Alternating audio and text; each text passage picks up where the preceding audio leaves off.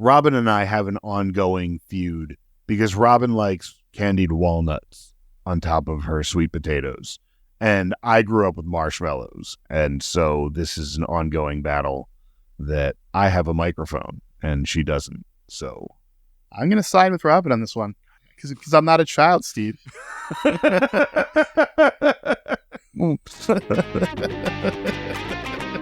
I have no defense to that. Yes.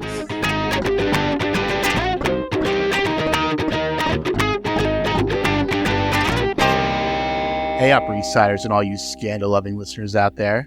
You just tuned into the Non-Judging Breakfast Pod, where the coffee is strong, the waffles are fresh, and the gossip is hotter than ever. My name is Leif, and I'm your seasoned Gossip Girl veteran. And I'm Steve, your newbie, your greenhorn, I don't know, Leif, what do you call the new kid on the block in Gossip Girl terms? I don't know, just remember, Serena doesn't share. Yeah, well, Blair needs to learn to. Sounds good. So here's the deal, folks. Leif has been watching Gossip Girl since it first aired, and I'm diving in for the first time. And together, we're your dynamic duo, bringing you all the drama, romance, and sometimes questionable fashion choices for this iconic 2007 series. That's right. Each week, we'll be taking a deep dive into the show, one episode at a time. We're going to look at all the parallels, obscure references, and of course, the couture catastrophes. Plus, we'll also be talking about some behind-the-scenes action and some stories from fandom. And since we're all about inclusivity here at the Non-Judging Breakfast Pod, there is always a seat for you at the Non-Judging Breakfast table. So go ahead and grab your mimosa, a cup of coffee, or some of Nate and Chuck's special medicine if it's that kind of morning, and let's get started.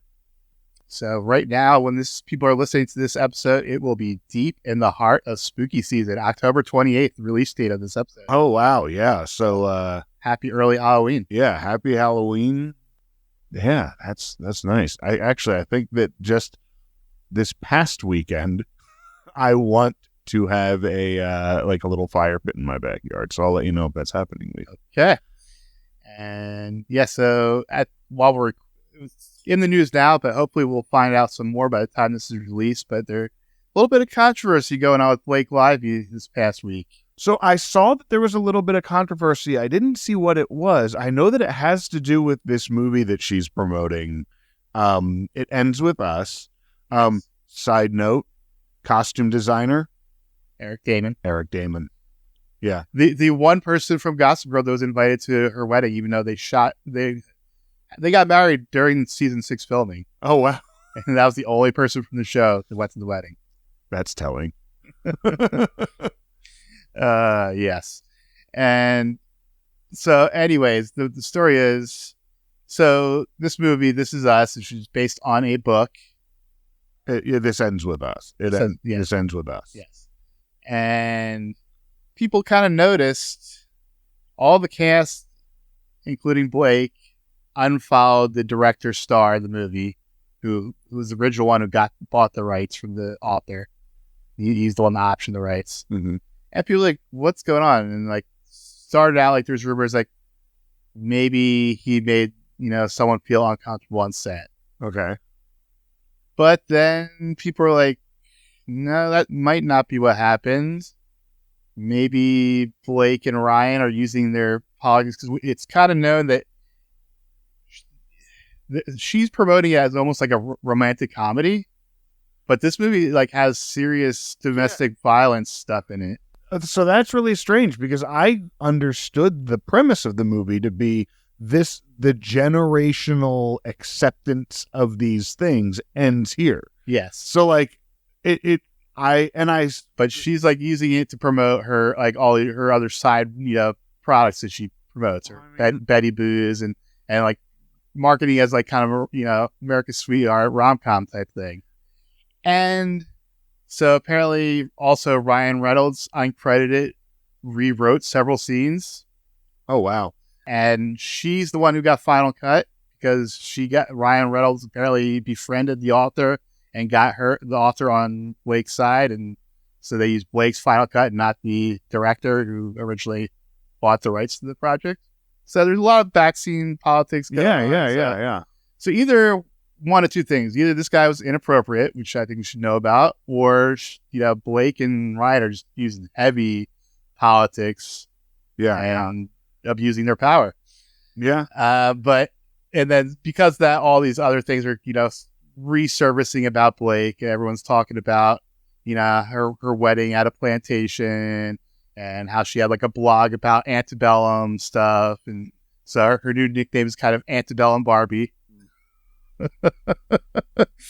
That's not a good look. No, definitely not a good look. And like some interviewer who didn't release the interview at the time with Blake and Parker Posey being like really rude to the interviewer for like no reason.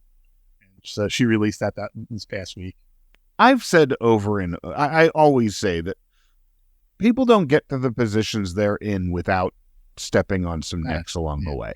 Mm-hmm. And like, I'm no longer shocked. And I'm no longer ready to be like, well, fuck that person. When I hear about a famous person that's fucking someone else over in one way or another, because like, I feel like the industry is just built, especially when you take a 16, 17, 18-year-old kid and give them this kind of influence and money when they're that young, like it really goes to the head. And Blake Lively had it from even before that, because she was a Nepo baby all the way. Who are her? She just got rich parents that kind of put her in position to be where she is. So, similar to Taylor then, right? Wasn't that kind of? No. Taylor was just her. She had not wealthy parents, but just kind of forced her into acting. Okay. Blake's parents, like literally, like she had a PR team at 10. Oh yeah. And so like, but like, and that's just exactly my point, that all she knows is how to get ahead in an industry that is cutthroat. Yeah. Like she's been raised to know how to do that. Mm-hmm. And like, I can't just be like, wow, I'll never watch any of her stuff because of that, because that's everything we watch is somebody doing that pretty much at this point, you know? Well, today we are here to talk about season 2, episode 11, The Magnificent Archibalds. And this originally aired a little bit before Thanksgiving on November 17th, 2008. Yes. And this is also available for you to watch on Tubi, Jill. My mother-in-law, who I know listens to every episode, who has never seen the show. Tubi, Tubi. You can download the app onto your new TV, and you can listen to it. Yep. Love you. Yes. Thanks for listening. If you didn't know, in the U.S., if you're in the U.S., they recently dropped Gossip Girl on Tubi. Yeah, and Tubi isn't paying us to say this. They're allowed to. We'll gladly take your money, Tubi. Yes. But we want people to watch the show. We want you to watch along with us. So download Tubi on whatever you download apps to, and watch Gossip Girl with us if you're not already. And I actually recently posted on Threads, so if people go ahead and go answer that. I asked the question, where do you watch? Either is it on Tubi or is it on Max? Yeah. Or do you have the DVDs? Are you a super fan? Yeah, exactly. Let us know. The title on this movie, this episode was based on the movie The Magnificent Ambersons. Orson Welles written and directed, starring Tim Holt, Joseph Cotton, and Dolores Costello. Never saw it. Heard of it. And I feel like The Magnificent has also been used many other times as well, But I think this thematically, this one this sort of fits. At least I haven't seen it, but based on the short synopsis, which is a spoiled young heir to the decaying Amberson fortune comes between his widowed mother and the man she has always loved. Yeah. Kind of parallels with Nate. Yeah. This episode was written by our buddy Josh Safran, who is definitely firmly ensconced in the writer's room, and he will eventually become the showrunner. It's not quite official yet. But I'll say this. If this was his audition piece for showrunner, he would get it. Yeah. Like, oh my God, on this episode. But yes, previously he's done, of course, Bad News Blairs, 17 Candles, High Society, and Women on the Verge. That was probably his weakest episode. Mm-hmm. And then in the second season, he's already done 2 episodes. He did the Stronger of the Hamptons episodes, which was the first episode of the season. Some are kind of wonderful. Oh, right. And then also he did the episode where they all went to Yale. New Haven. Yeah, which was one of the better episodes. That was kind of the season the episode that kind of finally got this going. Yeah. Yeah. Directed this John de Seignon-Jacques, which I'm probably butchering that name completely. It says Jones here. Yes. Jean de Jones. Seignon-Jacques. Right in and let us know, John. Or send us an audiogram. This is his first of 3 Gossip Girl episodes, but he is a career TV director, including like 2 or 3 TV movies, but mainly did a lot of procedurals, including 50 plus episodes of Law and Order SVU. Yeah, I mean the writing did most of the work in this. Yeah, you know, the writing and certain actors did most of the work in this. The directing wasn't bad, but it didn't stand out at all. Yeah. It was like there wasn't much to do, I felt. I didn't feel like there was much to do for the director because it was so well written. Yeah, just a lot of emotional scenes. Yeah, exactly. I mean, I guess there was some good, like, close angles for the conversations. Yeah. Giving props there.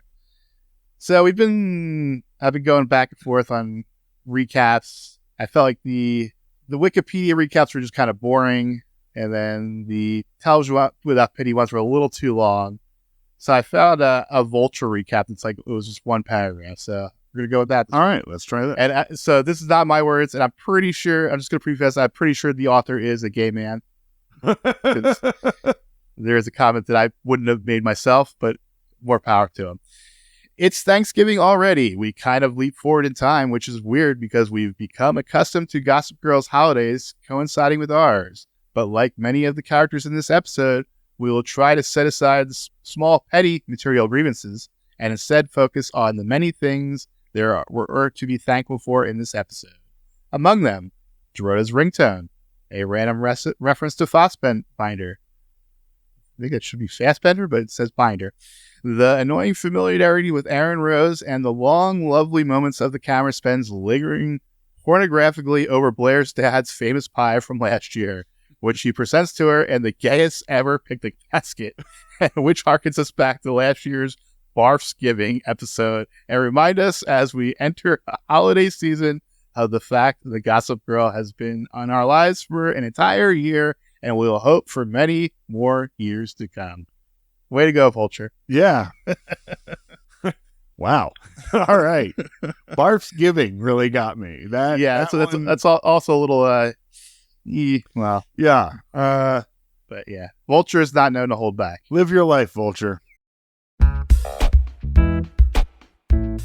Hey there, scandal-loving listeners. Did you ever wonder if there was a way you could support your favorite Gossip Girl podcast? Well, now there is. Just visit patreon.com/nonjudgingbreakfastpod.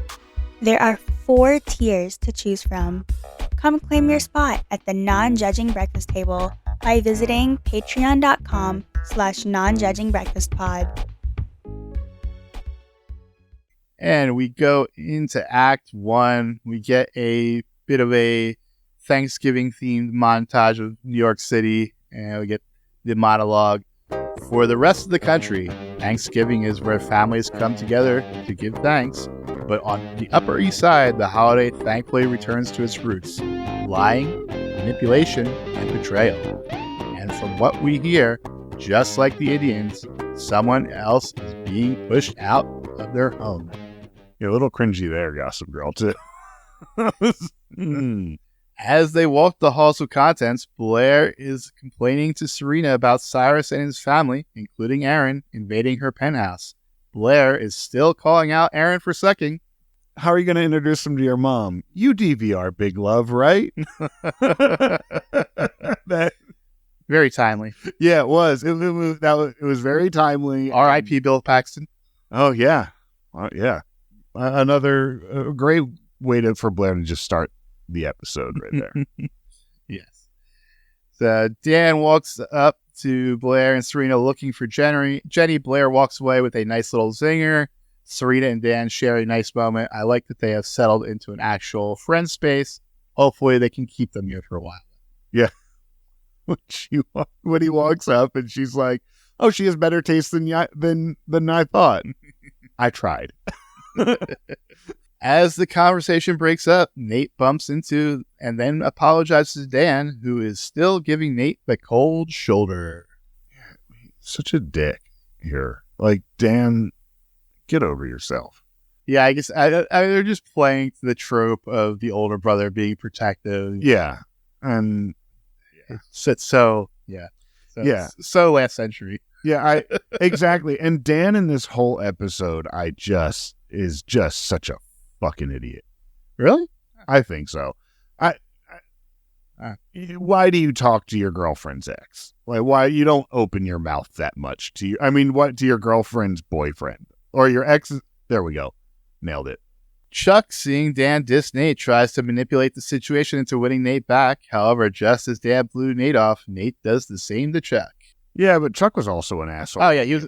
But I think he was doing that because he thought he could kind of manipulate the situation because he thought, like, oh, Nate's, has no, and now I can be a dick, and now he's forced. Yeah, I gathered that too. Yeah, typical, abusive relationship. Yeah. Yep. Wait, from Chuck Bass? Jenny, with Eric in tow, is meeting with a lawyer or someone along those lines, learning for the process of involved in becoming emancipated. Wait, you're going to tell my parents that I'm no longer their daughter? Yeah, I can't believe she thought she could just do it without them knowing. Yeah, like, how do you sneak emancipate yourself? Dan and Vanessa are discussing Vanessa's lonely Thanksgiving plans, so Dan invites her to the loft for dinner. Vanessa agrees to come since Jenny is still MIA. Speaking of which, Rufus storms in to announce that Agnes's mother hasn't seen Jenny in a week. Yep. And Dan says she's been hanging out with Eric. Snitches. Right there. Again. Caught. Busted. She's missing. I think it warrants telling. I just, my thing is that I never really felt Dan was totally on Jenny's side. Because now Jenny's hiding from Dan, too. If Dan didn't know where she was. But Dan now knows she's okay. I'm just saying that Dan... I have no issues with that. Yeah, I don't really. It just goes back to... And also, he has no idea that she's hiding from... He just looking for her. Yeah. No issues there. Lily and Bart arrive home from their vacation. Lily receives a rude call from Rufus looking for Jenny. However, Lily sees Jenny's stuff and tells Rufus that she has to call him back. Yeah. I love Lily this whole episode, as always, and I love the whole, like, no, I haven't seen her. What do you think, she's staying here? And like, I'll call you back. But also Rufus with the phone call in the first place, just being like angry and yelling at Lily, who answered her phone, who has no idea what's going on. Nate and his mother are walking into a friend's place where they are staying. Anne has a surprise for Nate. Daddy's home with new facial hair. that beard in the first, and like that, the pseudo Errol Flynn, like, he's doing I think he thinks he's living in Cuba. Yeah, it was so bad. Just like Nate Archibald, Gossip Girl has family waiting for her today. So although I'd love to stay and chat, I'm signing off until Thanksgiving dinner. Just in time for pie, coffee, and surveying the damage. Just like last year. Yep. Oh, yeah. So, she takes off for Thanksgiving. Yeah, she takes off for Thanksgiving. I noticed that. We move into Act 2. It seems like Howie is back in New York to invite Anne and Nate to come back to Dominica with him. Yeah, putting more shit on Nate. The worst fucking parents on the show are dumping more shit on their already fucking buried kid. Well, until we learn what his actual plan is, I think this is actually... if he really wanted to just bring them with him to live with them, I think that's a decent move. They're homeless here. But it's still putting on him the decision of now you can leave all of your friends and family, everyone that you know, and come live like a criminal with me in Dominica. I still don't think that's a good offer to your kid. Because now you're still making your kid a criminal if he complies. He can't come back. The second he ever comes back to the United States, he's arrested. Like it's still a lot to put on a kid. Yeah. Lily is meeting with Rufus, who reveals that Jenny has been staying with Eric in secret while Lily and Bart were away. Lily advises Rufus to let her talk to Jenny first. Rufus caves to Lily and offers some advice to Lily about how Jenny likes her sweet potatoes. The correct way. The absolute correct way. The only way. And is there someone cutting onions on this pier? Yeah. Because I teared up. Yeah. Oh, there were a few times. The first time through there, yeah, with the marshmallows thing. I love how Lily handles Rufus. I love how she talks him down. I love how she plays the grown up. When you have calmed down and you're ready, then I'll mediate this. But you have to calm down too. She is with family. She's with my family. Robin and I have an ongoing feud because Robin likes candied walnuts on top of her sweet potatoes. And I grew up with marshmallows. And so this is an ongoing battle that I have a microphone and she doesn't. So I'm going to side with Robin on this one because I'm not a child, Steve.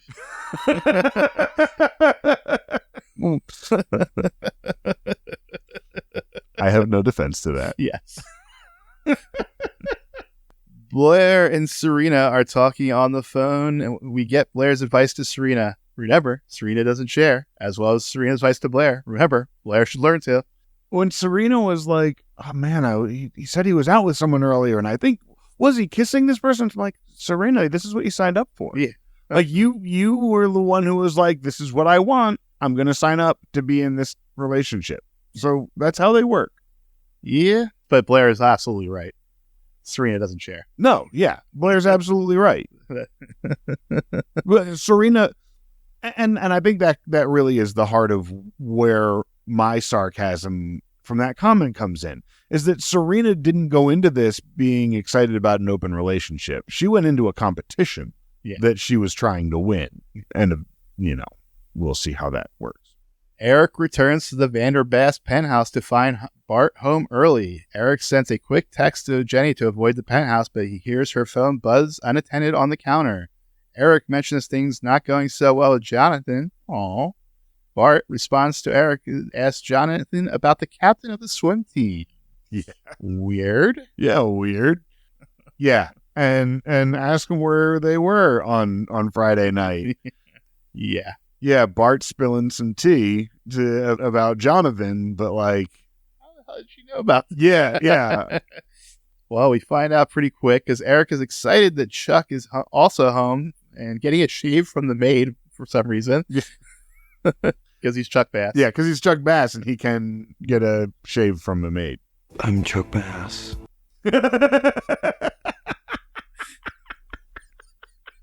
Chuck reveals that Bart has a PI on retainer watching everyone, even adjacently connected to their family. Yeah, my plans for the evening got hung up in customs. Was he just going to get like baked?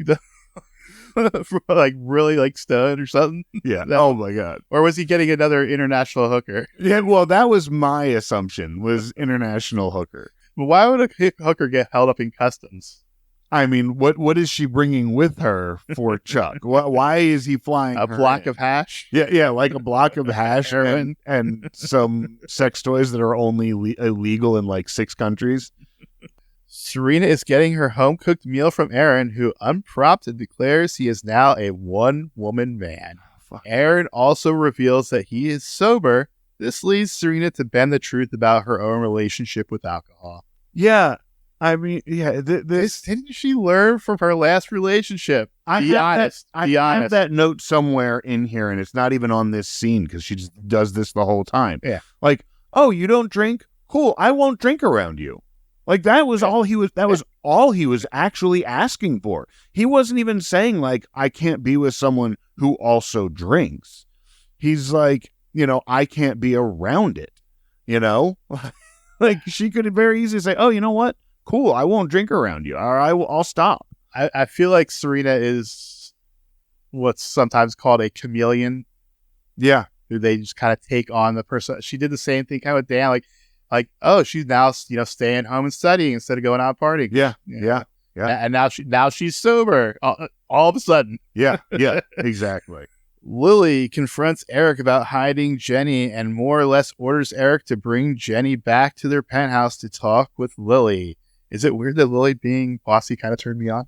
No, I get it. I get it. And also, I think Eric is just awesome. Yeah. Like, I love Eric whenever he's on the show and whenever he's on screen. Yeah. He was so good in this.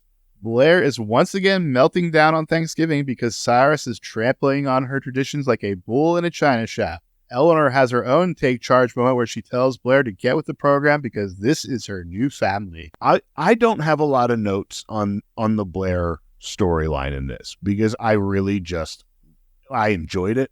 I was along for the ride for a lot of it. And other than just the very typical notes of Leighton's acting and Margaret's acting, which are just spectacular throughout, I don't have a lot of notes on it. It was just a fun watch. Yeah. I just really enjoyed the storyline. I really enjoyed how Blair she got, it really was like, yeah.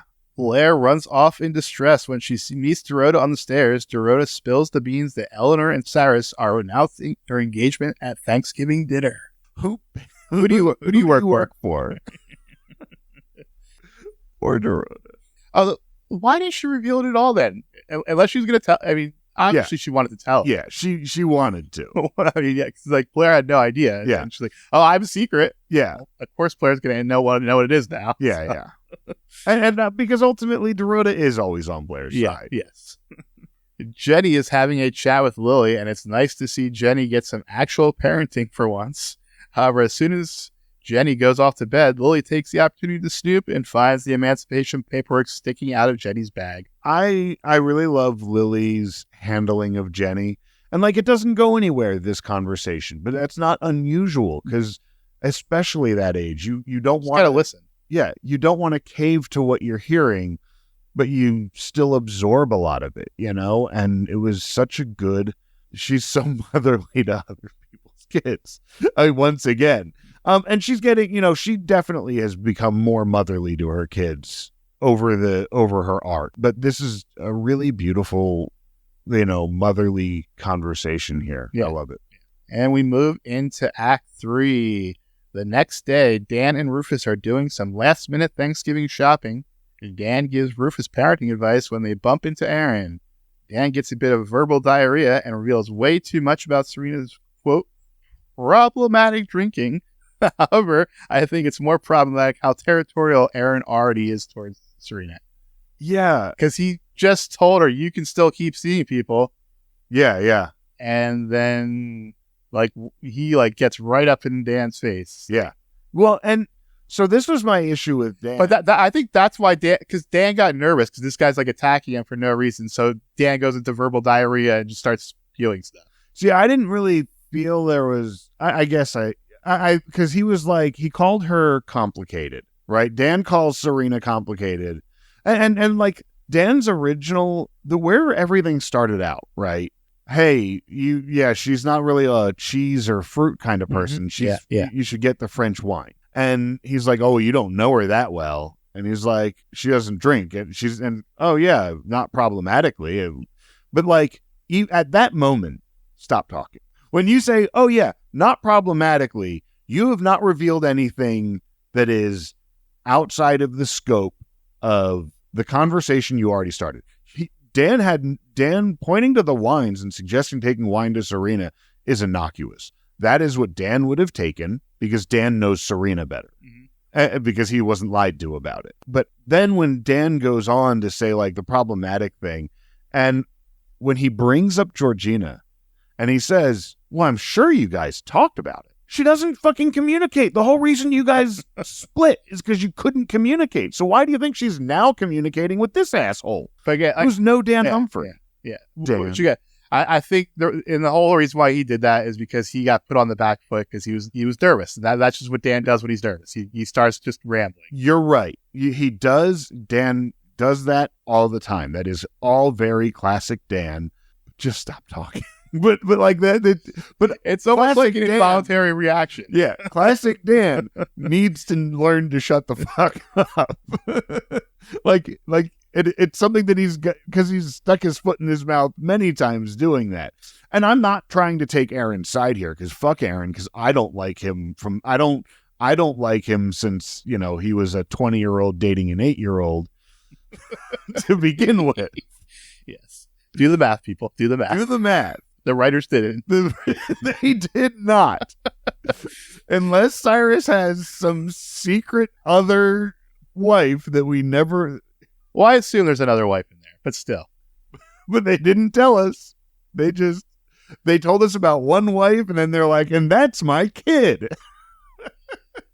They told us about a wife from Vietnam. Well, I mean, he got married and went right off to the war, and then divorced her as soon as he got back, and he has multiple kids. So. Yeah, so were those kids all born before he left for Vietnam? Is my question. And because nieces and nephews at Thanksgiving. Blair gives Eleanor one last chance to reveal the engagement to her first, but Eleanor just plays dumb. Blair announces to Dorota that they're skipping out on Thanksgiving, which, point of fact, is no longer Blair's favorite holiday. Yeah. Yep. Not anymore.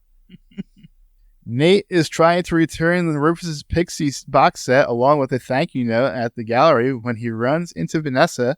Nate tells Vanessa to take care of herself. Without Chuck, Dan, or even Vanessa in his life anymore, it looks like Nate might be leaving the country with Howie. Yeah, I mean, God, I felt for him here. And if you've watched this podcast at all, you know I'm a huge Nate stan. And I have been since episode 1. I feel so bad for him here because Nate really didn't do anything wrong to any of these people who have all just fucking turned their back on him. Like he was not in a relationship with Vanessa when he started seeing Jenny. He was not, Dan has no right to be upset over him being respectfully dating his sister at that point. Like, there's no reason other than a kiss to be upset. Like, and Chuck is just turning his back on him for a fucking power trip. He's done nothing real to these people. Like, the worst that he did was probably to Vanessa because he was being victimized by another fucking pedophile. Like, I felt so fucking bad for him. Yeah. Nate definitely gets the short end of the stick quite a bit. Yeah.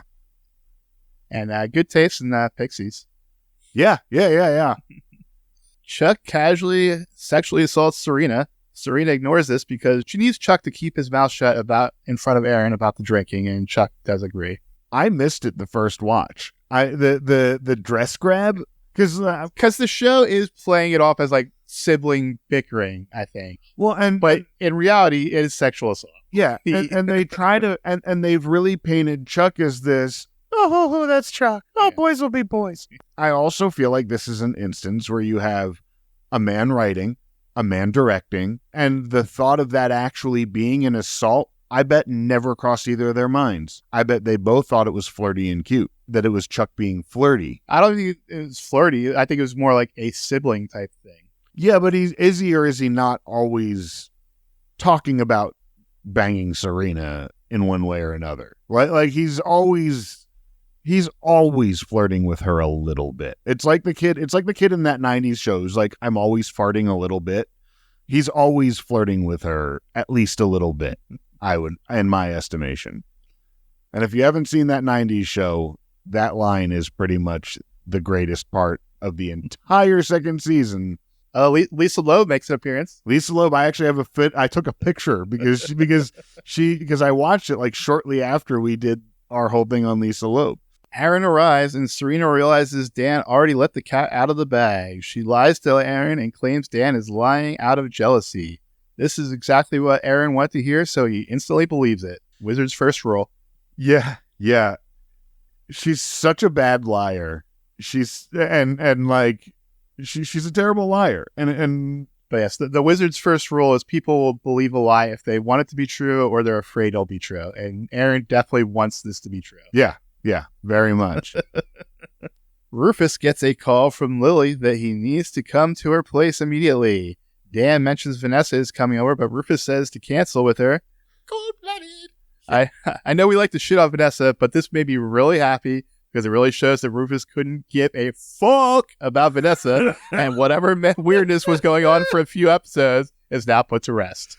Yeah, I actually felt a little bad for Vanessa for this one instance because, like, her family isn't around. She has no fucking family either. Yeah. This is her father figure, and this is the family that she's adopted that is all that she is holding on to here, and has made the comment of, like, I could just go back with my family, and they're like, no, stay with us. And she's like, and now it's like, no, fuck her. Jenny's in trouble. Fuck Vanessa. Yes, which is good because I was getting a little bit worried about Rufus there. Yeah, me too. Yeah, and yeah.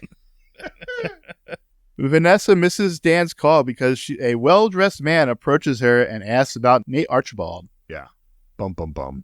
Now, did you peg this guy as a cop right away? Instantly, yeah. Oh, that's the FBI coming to talk about Nate Archibald. Chuck gives Eric the code for Bart's safe that looks like the end of every heist movie ever made. Eric looks past the gold bars and the cell phone and goes for the family dossiers prepared by Bart's PI. In the midst of this, Chuck gets a call from Vanessa warning him that Nate is in serious trouble. Chuck leaves Eric to keep digging to pick up V. I love Eric in this scene. There have been times earlier in this show where I kind of shit on his acting, and he has really warmed up to me. His acting has really warmed up to me. And his reaction when they open that, and he says, like, oh, it's like the end of every heist scene in a movie. And he's like picking up this sat phone. He's like, is that a gold bar? I didn't know they actually made those. Like, it was just, like, his excitement, and it was just so funny and just so cute. And, like, yeah. I think that he was definitely well casted as a little brother because he nails that, like, enthusiastic younger brother. Yeah. And you know, just always being the wise sage of the show. Mm-hmm. He really is maybe my favorite character on some episodes. You know, I love him in this. Yes, definitely. Back from commercial, Blair and Dorota are walking down the street, ignoring Eleanor's call. It was unclear on whose phone that was. I think it was Dorota, though. Did you catch her ringtone for Eleanor? Yeah, I did not, but Robin instantly goes, is Dorota's ringtone I'm a Slave for You by Britney Spears? And this was back in the day where you had specific ringtones for each person. Yeah, so her ringtone for Eleanor, we can assume, is I'm a Slave for You, which is such a fucking Easter egg. Yeah. At the Vandervest Thanksgiving, Serena is introducing Aaron to Lily. Serena deflects the offer of a glass of wine. Lily is impressed with Aaron's knowledge of art, and Serena realizes those pretty little heels she likes to wear are tough on the feet without her typical 1 or 3 glasses of Chardonnay. I love Bart's reaction because Bart, like, I think at this point, a quarter of Bart's dialogue in Gossip Girl is building to be, what's he doing here? Yeah, that's not the scene yet. Oh, it's not? No. What is Bart reacting to in this scene? He's not in the scene at all. Oh, you're right. I jumped ahead. Jenny and Eric are looking through Eric's file, but Eric is too afraid to open Lily or Serena's as they are 5 times the size of his. Jenny asks Eric if he has seen her emancipation papers. Yeah. Oops. I do love them working together. You know, I always love Jenny Eric interactions. Are they actually brother and sister? He's got those Rufus roots. Yeah. The look on Bart and Aaron's faces when Rufus and Dan arrive at the penthouse is priceless. However, Lily ushers them in and shows Rufus the emancipation papers. Dan, just along for the ride, says a casual hello to Mr. Bass and Aaron, who rebuffs him. Yeah. And that's like, what did I do? Yeah. Yeah, and this is where Bart, like, I think by the end, by the however long, you know, we have Bart Bass, that by the end of this show, he is going to have a quarter of his dialogue will be, what's he doing here? I mean, he does keep showing up. He does keep showing up. Fair for Bart to keep asking, because Rufus keeps showing up to shit that there is no reason for. He's becoming Bart's Vanessa. But I assume Bart is aware that Jenny is there, so I mean, he should sort of kind of expect him to be. I agree. Like, you would just like pick her up, or I don't know. Yeah. But also, I can understand him. Just every time we're doing anything as a family, this fucker shows up. Yeah. Mad. Usually mad. Aaron and Dan go to Serena's room to get to the bottom of things. For once, Dan is actually quick to pick up the social cues and takes the bullet for Serena. Aaron is so, there's one thing to believe what you want to believe, but there's another thing to just be fucking dumb. Yeah. For Dan, when he does the 180, when he's like, oh, you know what? You're right. I did lie. You're right, Serena. My bad. Man, you really shouldn't do that, Dan. It's like, thanks, Aaron. I won't anymore. But good on Dan. Yeah, this is where Dan did the right thing. But God, I feel like season 1 Dan wouldn't have picked up on that. Yeah, or would have picked up on it and doubled down. Would have been like, no, I'm not covering for. I felt like when he saw the look on Serena's face, that her it's suddenly connected for him. Yeah. Because I mean, again, back to the earlier scene. He was just, saying what he thought was general knowledge. Just stuff's all over Gossip Girl. And, yeah. I mean, that part's true. Yeah. So, yeah. And it's like, as soon as he realized what was going on, he's, oh, yep, I was lying. Oh, I was lying. Yeah. Got me. Well, shucks. Yeah. You shouldn't do that. Fucking Aaron. You're right. Aaron leaves for the Waldorf party, and we get another nice, friendly conversation with Dan and Serena. However, the conversation is short-lived as Eric bursts in with a bundle of files in an arm. But I like the they're being good friends here. Yeah. I really loved the rest of that interaction, and I loved Eric bursting in and being like, "Well, it's out of the bag." Yeah. Chuck and Vanessa have lured Nate into meeting with the well-dressed man from earlier, who is now revealed to be an FBI agent in pursuit of the captain. The agent reveals that the captain is planning on blackmailing Anne's family. Nate has a Sophie's choice of helping his father escape and probably never seeing him again, or turning him into the FBI. So, poor dumb fucking Nate putting this thing together. Like just watching him it's like the meme with the woman with all the math equations in front of her face that he's like, wait a second, trying to piece this together. But, oh my God, once again, you just feel terrible for this poor kid. Yeah, this is where it definitely got really rough for Nate. Yeah, where I still think that asking your kid run away with me to the Bahamas, to Dominica, and leave everything behind and now be a fugitive with me is too much to ask of a kid. This is even worse. It is too much, but I still am not overly bothered with that if that was the honest thing, because he's giving him the option. Like, I have to leave. Do you want to be a family, or do you want? I mean, we're just never see me again. Yeah, but then the more you dig. But yeah, he definitely had ulterior motives. Yeah, and Anna was definitely in on it too. Yeah, and fucking gross. Rufus finally gets his head out of his ass and tries giving Jenny some simple understanding and love.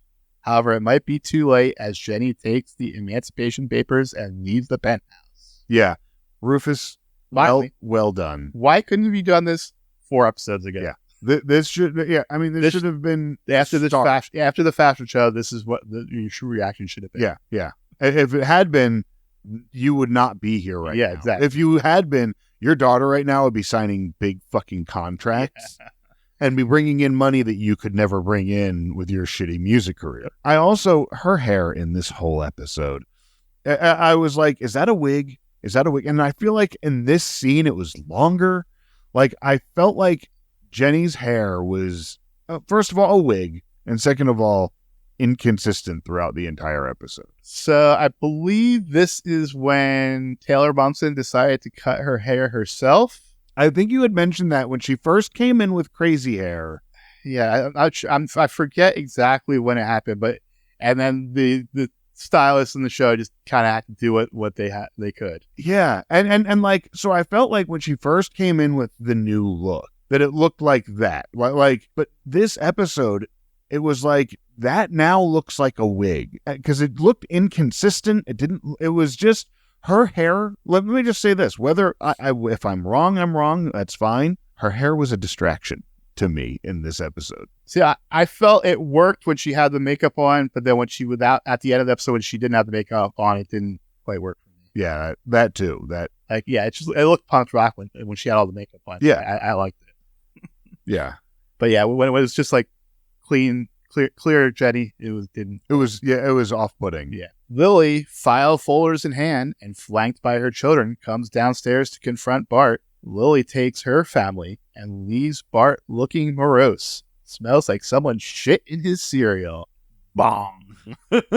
My note here is that I do believe Bart Bass believes he's doing the right thing by monitoring his family. I believe that he thinks having a dossier on his kids. What he said there, if you're going to let your kids go out and do whatever they want, you should have someone watching their backs. Yeah.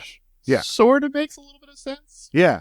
There's I think I would be more comfortable. I'd be more comfortable if my kids knew that there was someone there watching their back. I always feel that Bart is ruthless, but Bart really does what he thinks is right to protect his family and his business. And with the exception of the murder, we all know that he covered up that he's but like aside from that, like Bart monitoring and doing these background checks, like it's invasive, it's wrong. I don't feel that in his morality he's doing it maliciously. I believe he's doing what he thinks is the right thing to do. Yeah, I agree. Nate confronts the captain about his plan and gives his father a Sophie's choice of his own. Yeah, because the dumbfounded look on the captain's face, like he looked like the boxer, the first boxer in Mike Tyson's Punch Out. Joe, that when you hit him and he's like, that was the look. Jabby Joe. Yeah, Jabby Joe. Yeah. Well, I think this is all Anne's plan. I think Howie's too stupid to come up with this himself. Yeah. Yeah. Because if he was doing this plan, he would have screwed it up even worse. Yeah. Because Anne has made it quite clear that Eric and Lily are once again eating a Thanksgiving dinner consisting of diner fries. Serena having left on some mysterious errand. Eric reveals that he did look at Lily's file and has a go at her for not telling him she spent time in an institution. However, the jibe is short-lived, and as always, Eric is wise and kind-hearted soul. This really made me reflect because I never really put the two together. But as well documented, there is a very high suicide rate among the LGBTQAI community. And unfortunately, yeah, as I was watching this, and it occurred to me for the first time that I wonder if that was something that played into Eric's original hospitalization. Because clearly he was struggling with telling his mom, there was a struggle there within him. And so that just kind of made me have another kind of sympathy for Eric there, you know? Yeah, I would definitely. I feel it definitely would have contributed to the isolation, which I think is the main source of his depression. Yes, so I completely agree. Definitely think that contributed at least a little bit. Yeah, I felt like that could have, that just having reflected watching this scene, it made me think that could have, like you said, could contribute to that loneliness.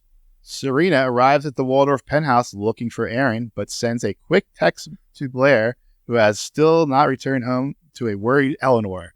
Serena hands her file over to Aaron and then gives Eleanor Blair's location before wishing everyone a happy Thanksgiving and exits stage left. I understand for the purposes of the scene why not call her, but it just like, could you call Blair? Yeah, I'll send her a text, lady. Like, cool your jets. I'm not calling her. Well, it's very convenient timing. Like, text on the way in and get the answer on the way out. Yeah. So it worked. Which it worked for the timing of the show. Like I get that. And that's probably why it might have been a call in the script that that's something that could have been changed to a text to make it just flow. Yeah. I mean, it did make the scene just flow. Perfect. Boom, boom, boom. Yeah. A crying Jenny runs into Blair and Dorota. Blair gives Jenny some tough love and points out how much Rufus actually cares about Jenny. Eleanor shows up looking for Blair, who will only come home if Jenny agrees home as well.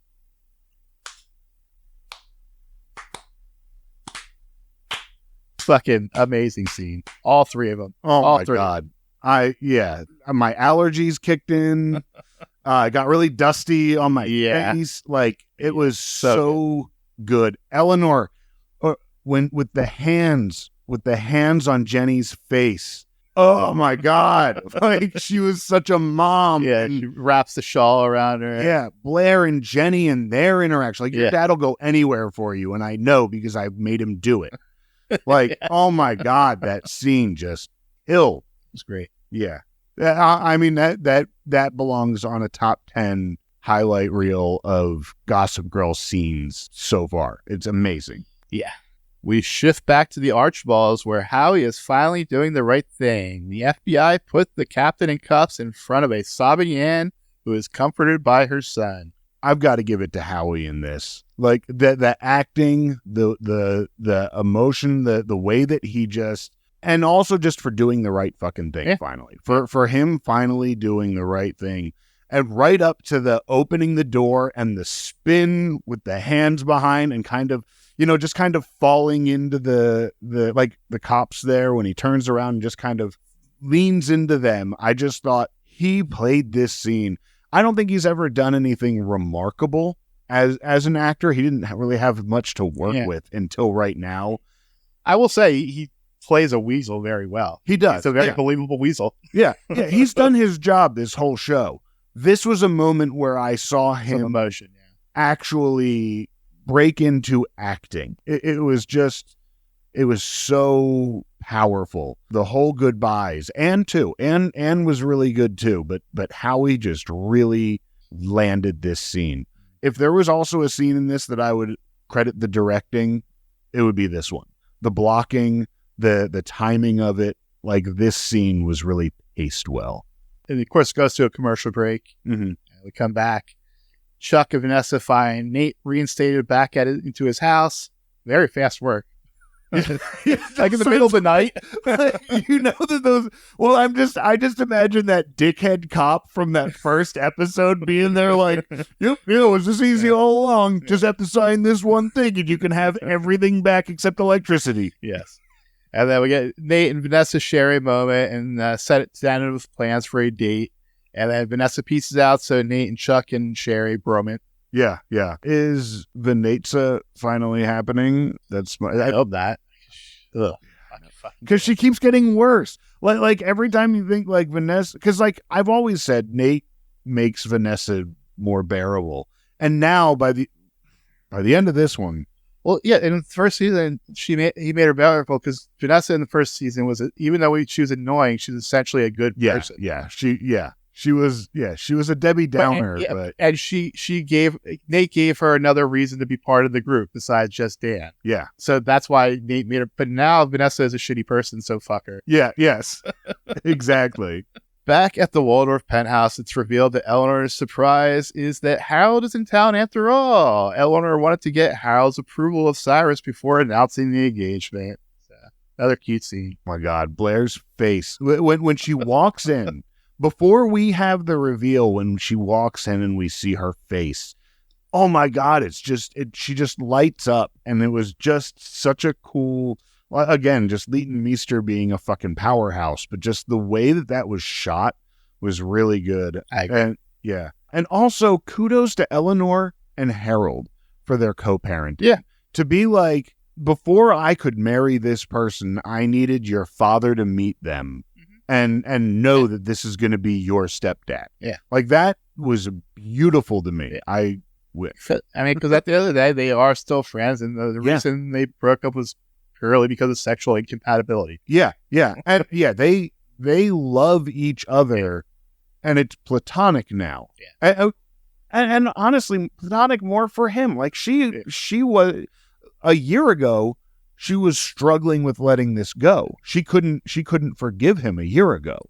And now here she is. She's found love again. Found love again and able to. I loved it. I love everything about that.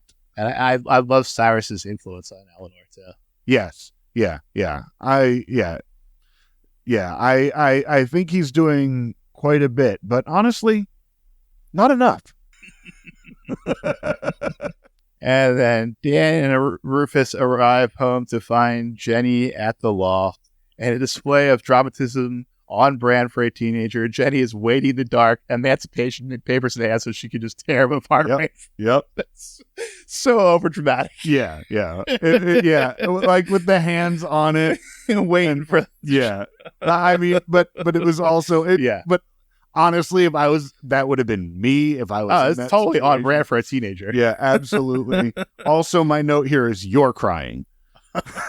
Like, but at this point in the show, I was fucking done. Like father-daughter stuff like that just is gonna get me. And it's gonna get me every time. You just do a jerking off motion? No, I did a stab in the heart motion. Stabbing. It was stabbing in the heart. It was kind of. It's. Let's clarify. I'm stabbing. I'll twist. Aaron comes to Serena's room and hands the file folder back to her unread. It looks like Aaron and Serena are stronger than ever. Do we have to come up with a ship name for them? Arena? Sauron? Sauron. Nailed it. And one licorice ring to bind them all. Yes. Yeah. I guess, yeah. Maybe Aaron's a series regular going forward. Oh, God damn it, no. You know, we have Cyrus, so that means we have to keep Aaron too. How many episodes of... Because it's beyond his 3 episodes, too. So now I feel like he's locked in for 6 at a minimum. But come on. He doesn't need to join the cast. He doesn't need to fuck everybody. Although it would be kind of funny if he and Dan fucked. How did this happen? It would be like, it's like fucking themselves. That's how it happened. Somehow you can masturbate with another person. Lily and Eric, and unfortunately Vanessa, all arrive at the Humphrey loft. Serena is invited, but not Bart. Jenny and Vanessa make up, at least for the moment. Yeah, I couldn't think of anywhere that felt more like home. Ouch, Bart. Yeah. She left her home because your Brooklyn loft felt more like home. And let's be known, that was her home from before marrying Bart. Right. Yeah. That's what I meant. Like she left her actual home. Yeah. Where Bart is now living. Not looking good for Bart. Dan pushes a pile of Jenny's mail across the counter, but Jenny steps away to help Rufus, allowing Vanessa to sneak a peek at Jenny's mail. Vanessa finds a letter to Jenny from Nate. She's so fucking grimy. She was even grimy before. Like, her grime started before the finding and taking the letter, right? The griminess started when Jenny said, "Oh, I don't think he even likes me. I haven't heard from him in weeks." Oh, yeah. You know, and she's like, And now she's willing to forgive Jenny because she has a date. Yeah, exactly. She's willing. Yeah. She's so fucking grimy. As promised, Gossip Girl returns in time for dessert and delivers some parting remarks over a sequence of scenes. Vanessa is staring at the letter and Gossip Girl begins. As the end of another holiday draws near, I'd like to take a moment to list all the things I'm thankful for. Chuck and Nate are cheersing in the back of Chuck's limo. Gossip Girl continues, I'm thankful that no matter how dark things might get, old friendships can still be rekindled. Serena and Aaron are chatting in bed. I'm thankful for new relationships that help us realize how far we've come from who we were. Blair and Harold are sharing pie amidst the Rose family, and how close we get when we can really be ourselves. The Humphreys plus Lily, Eric, and Vanessa are sitting down to dinner, and I'm thankful, no matter what they say, you can go home again, whether it's your home or not. And And Bart Bass is parked outside the loft and calls his PI, Andrew Tyler. Gossip Girl's narration stops as we hear Bart tell Andrew that he changed his mind and wants to know who Lily was, why Lily was in the sanatorium. And we get Vanessa gets up from the table to, quote-unquote, call her folks. Gossip Girl continues, but the thing I'm most thankful for, even on the most giving of days, people can still do something unforgivable. Vanessa has stolen Jenny's letter, and now that she has a bit of privacy, opens and reads it. Signed, sealed, and delivered. I'm yours. XOXO Gossip Girl. Also, are we still saying sanatorium, Bart? Bart is. But yeah. But is it of note that the Gossip Girl stopped when we shifted to Bart? The guy who seems to know everything about everyone? That is interesting. That is really interesting. The guy who knows everything about everyone. Yeah. And I did take a snapshot of the letter. At least I got the second page. And it says, but I can't hide the way I really feel about you. The emotions are too strong for me to just pretend they don't exist. I think about you all the time. Can't really see that word, but that your brother knows about us. I have to something away from you. I'm guessing stay away from you. And then, I want to, Basically, he was saying he loved her, but he couldn't because the Dan. Yeah. But maybe if she got it, they could have found some way to meet up and figure it out. Yeah. She could have maybe she could have worked it out with Dan, Because, I mean, as much as Dan was angry at Nate, I feel like Jenny could also have talked him down. Yeah. And pointed out, like, hey, you are protecting me by letting me date a really good guy. Yeah. Mm-hmm. Of course, Dan's... The whole thing with, like, Dan, like, right when he finds out that Nate is kissing his sister, he also finds out that he's a prostitute for some old... he remembered that. He found that out first, right? They found it out, like, right at the same time, basically. He saw the blast, or, like, he found out about Nate, like, and then, like, that same day, that's when he got the blast showing Jenny kissing Nate. He knew Nate was a prostitute because Vanessa told him the whole story. Yeah, right before. Like, that same day he found out. That was earlier in that same episode. No, there's the episode where they're on the rooftop, right when Nate goes off with Catherine, and Dan turns to her and goes, Nate a gigolo, who would have thought? Dan knew before Nate ever moved in about that. Well, I guess the writers forgot, because he was definitely surprised when Vanessa told him again in that episode where he found out about Jenny. I didn't realize that. Because she definitely told him when Nate and Vanessa first broke up, because he referred to Nate as a gigolo on the roof. And to me, his whole thing was, Nate's a good guy. He was just caught up in this situation, but the second he likes his sister, oh, well, that guy's a prostitute. It's sort of it took me back to he's a good guy as long as he's not dating your sister, which was Dan's opinion of Nate, even though Nate really was a fucking victim in that whole thing. Anyways, that is it for our episode. Any predictions? I'm interested to see where the storyline goes with Jenny. I do predict. I felt like that scene with Dan and Serena was leading to Dan and Serena having more conversations. I feel like now that they're not dating, they're talking more, and I feel like that's leading somewhere. You know what I mean? Mm-hmm. Like, which I think is good. I feel like that is a good thing for them. Bart, I feel, is on shaky ground, and like Lily going to Rufus's something. Yeah.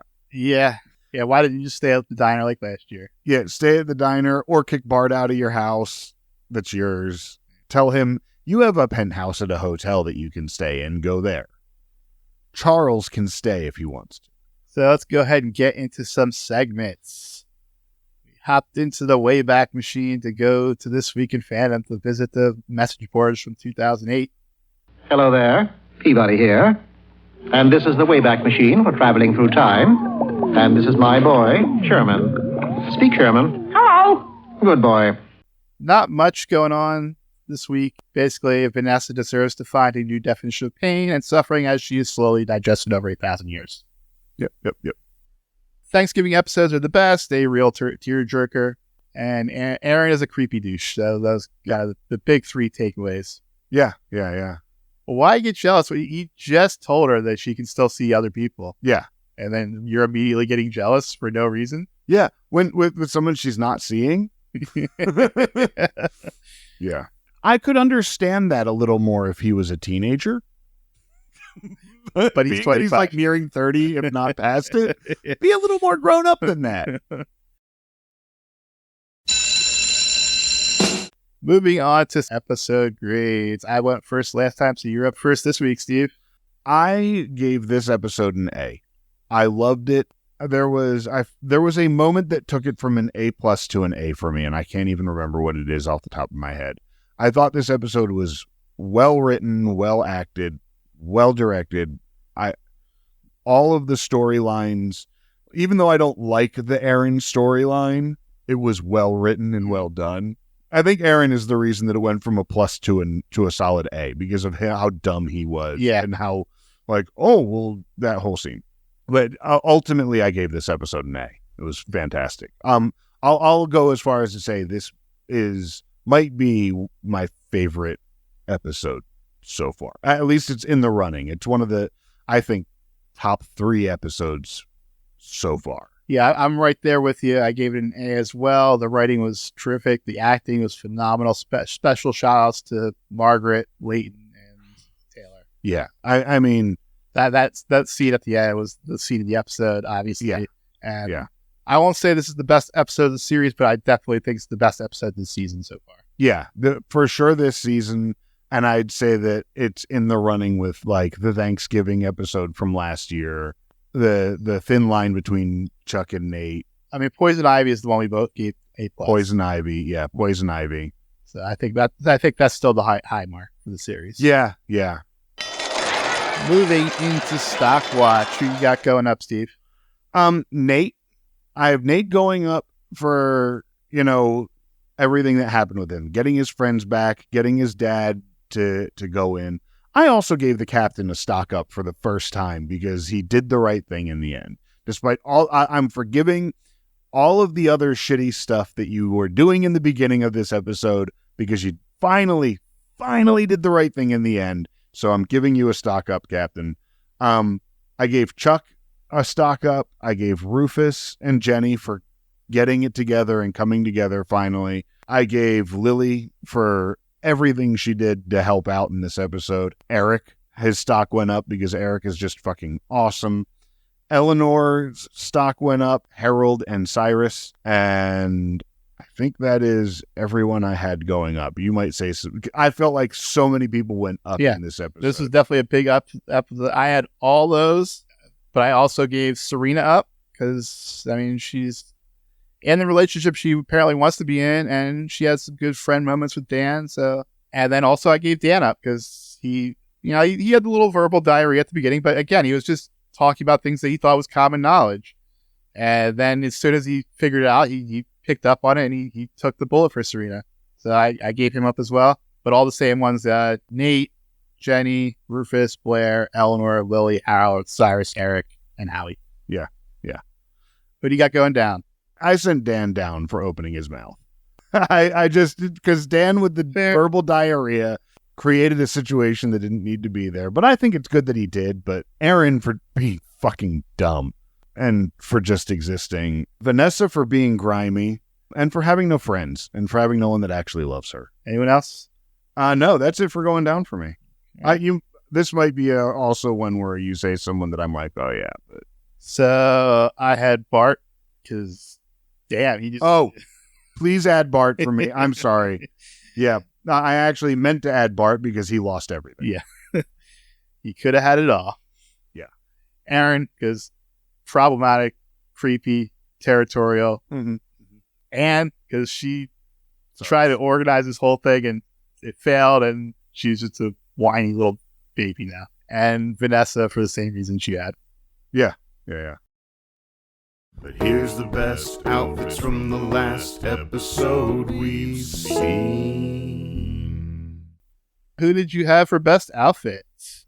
Best outfit? I had Chuck's black suit with that red tie. I thought Chuck looked really sharp. And so that was my best outfit today. For me, I like Jenny's red and black plaid shirt dress by Dolce & Gabbana.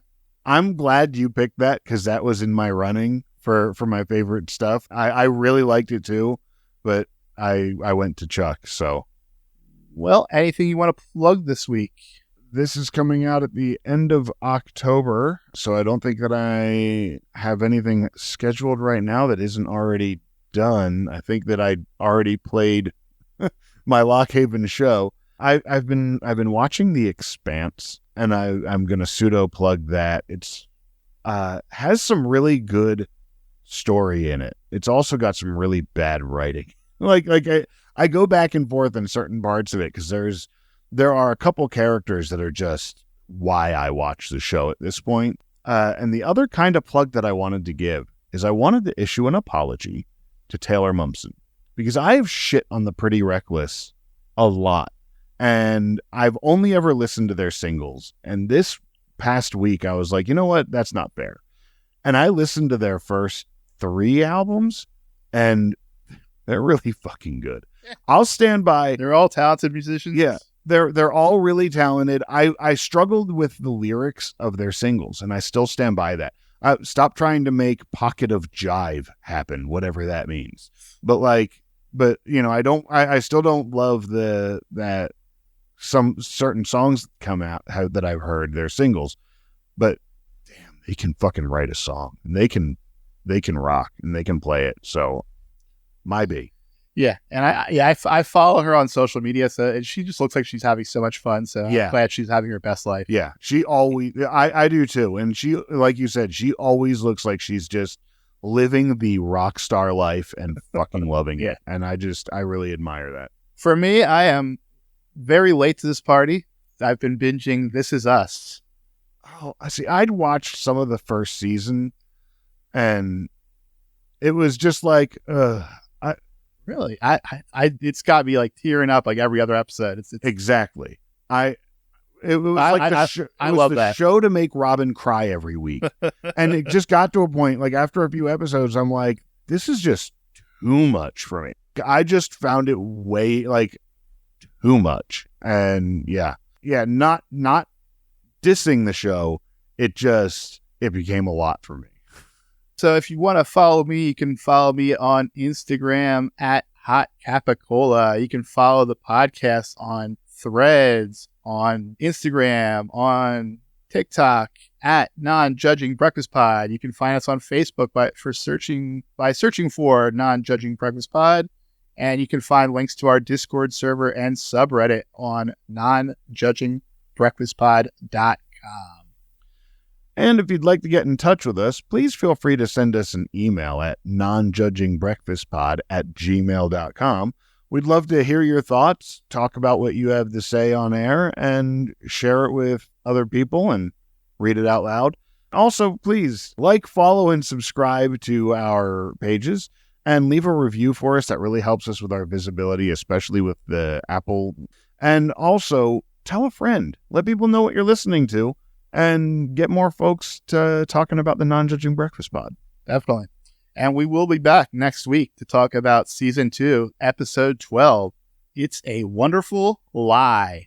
Uh-oh. The Max episode description reads, Blair and Chuck make a bet at the annual Snowflake Ball. Didn't we just do that storyline? Like 3 episodes ago. I'm going to throw the over-under on how many Blair and Chuck make a bet episodes. We're halfway through season 2, almost halfway through season 2. So I'm going to say there's going to be 10 more by the time this series closes. 10 more Blair and Chuck make a bet. Fair assumption. We should mark that down somewhere. But that's going to be that's one of my predictions. Okay. At least 10. My over-underline is 10. We're at 2 now, officially? We're at 2. Okay. Or does the Oh, the pilot or the first episode of the season, does that count too? Now it's 3 words, 8 letters. Say it and I'm yours. Does that count as a bet? That's more of a bribe. That's more of like extortion, I feel. Right? Like, do this or... Yeah, I guess. Well, we'll find out next time. Until then, you know you love us. XOXO. Every time you walk away, run away, you take a piece of me with you there. Every time you walk away, run away, you take a piece of me with you there. Every time you walk away, run away, you take a piece of me with you there. Oh, it seems I'm walking right to your door. My heart's still resting, looking for something more. Are you ever gonna see everything you mean to me? I'm trying really hard to believe. Every time you walk away, run away, you take a piece of me with you there. Every time you walk away, run away, you take a piece of me with you there. Every time you walk away, run away, you take a piece of me with you there. Never feels right when I'm out here on my own. I left last night and it feels like way too long. Are you ever gonna see everything you mean to me? I'm trying really hard to believe. Every time you walk away, run away, you take a piece of me with you there. Every time you walk away, run away, you take a piece of me with you there. Every time you walk away, run away, you take a piece of me with you there.